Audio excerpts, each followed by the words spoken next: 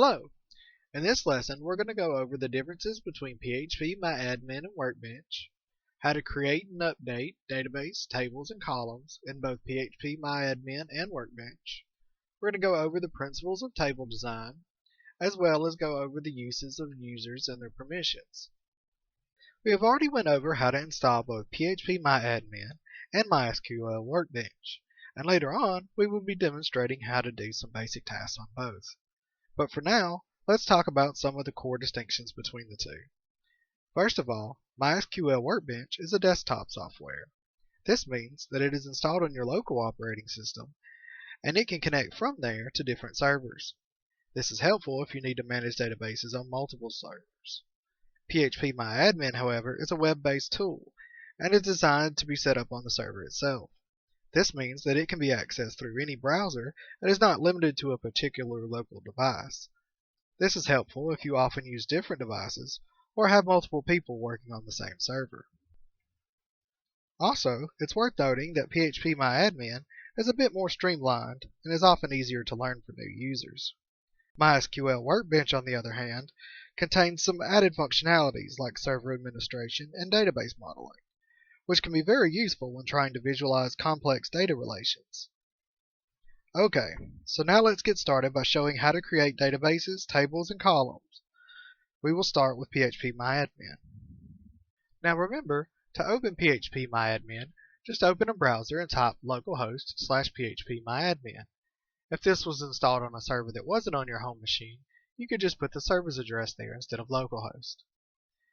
Next, to create a database, we simply go over here to the left and click New. Choose the database name.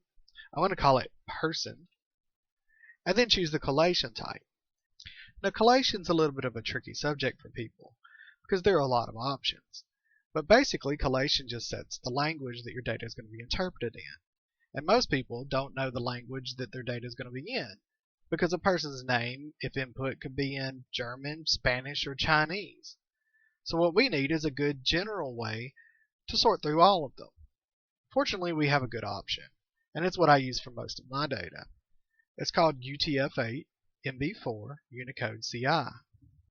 This uses Unicode formatting in order to sort things so it doesn't care what language it's in.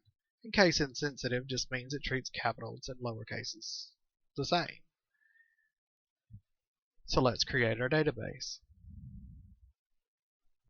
Now that we have a database, it's prompting us to create a table. You can set the number of columns and the name right here. Now every person has a name, so our first table we're going to call Name. And I'm only going to use 3 columns for this because we're going to keep it pretty simple. Now click Go, and it brings us into where we need to input the information. Remember those data types from earlier? This is where they come in handy. So our first column, I'm going to call it ID. It's always useful to have an ID because that way you can reference it in your other tables. And this ID is going to be very special. It's going to be our primary key. You select that here, primary.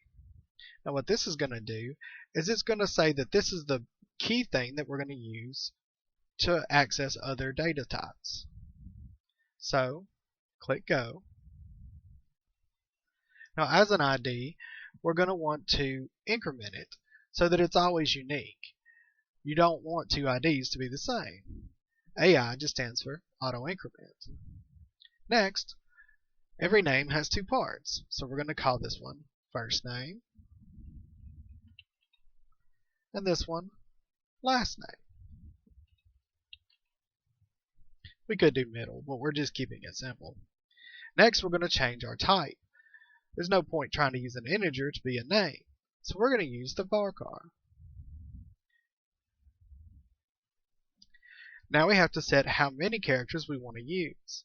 A first name is not too likely to be over, say, 15 characters, so I'm going to put that. And the same for the last name. You could increment it if you think it'll be longer, but for now, this is what we'll use.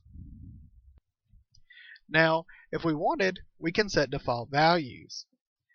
For first name, for example, we could choose, if no one inputs the name, to set the name as John. And for the last name, if no one inputs it, it'll say Doe. You could also default it to be null or default it to the current timestamp. Next, notice you could actually set your own collation for each variable, but we're just going to use the one that we set for the whole table. For attributes, it's going to change a little bit depending on your type, but the primary thing for integers is whether or not they're signed or unsigned.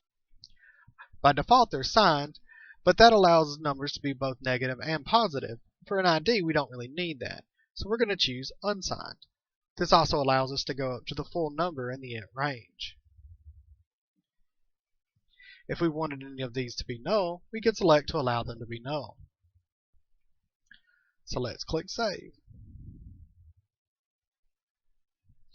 And now we not only have a database, but we have a table, and that table has 3 columns: ID, first name, and last name. That shows you how to do it in PHPMyAdmin. In the next video, we'll go over how to do the same thing in MySQL Workbench.